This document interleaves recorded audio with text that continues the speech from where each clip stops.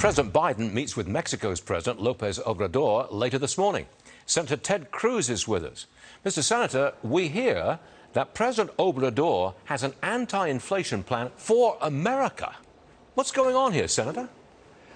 Well, unfortunately, the Biden White House is in chaos. It's in crisis. And one of the consequences, we're seeing AMLO, the leader of Mexico, moving further and further left, moving more and more in an anti-American posture, and sadly driven there by Joe Biden. You know, it says something that when Donald Trump was president, AMLO was willing to work with the United States to secure our southern border. Now that Joe Biden is president, it is open borders, and that chaos that is inflicted on my home state of Texas and the entire country, it's continuing unabated because that's what the Biden White House wants. Texas is returning illegal migrants to the port of entry. The White House doesn't like that. Texas is using its own people to staff the border, and the administration is suing them. Mr. Senator, the administration will do anything to keep that border open, right? Sadly, that's the case. You know, we have never seen in our nation's history a president like Joe Biden, a president who utterly refuses to enforce the law. I was not a fan of Barack Obama's, and Barack Obama stretched the bounds of the law. But Barack Obama actually deported millions of illegal aliens.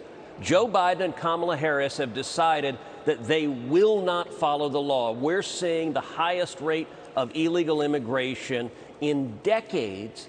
And I got to tell you, this weekend I'm taking several senators down to the border once again to see firsthand what is happening, to see the chaos. The last time I took 19 senators down there the last time. We saw a dead body floating in the Rio Grande River. We saw children packed into the Joe Biden cages. We saw the consequences of crime and drugs and fentanyl and disease. And we saw the human misery of children who were physically and sexually assaulted by human traffickers, and the response from Joe Biden and Kamala Harris is more of the same. In fact, Biden, in a year and a half as president, hasn't even been bothered to get down to the border to see firsthand the misery he's causing. I don't understand why the administration refuses to do anything. Why do they keep the border open? I presume it's because they think they're going to get the Hispanic vote. And maybe they're placating their own left wing, but that's the only reason I can think of. It's a political disaster for the Democrats.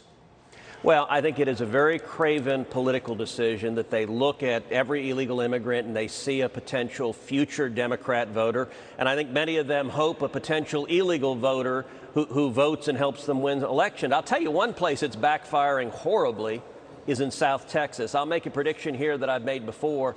I think in November, South Texas is going to turn red. And that is historic. You know, we just saw Mayra Flores elected from a district that runs from just south of San Antonio all the way down to Brownsville, to the southern tip of Texas.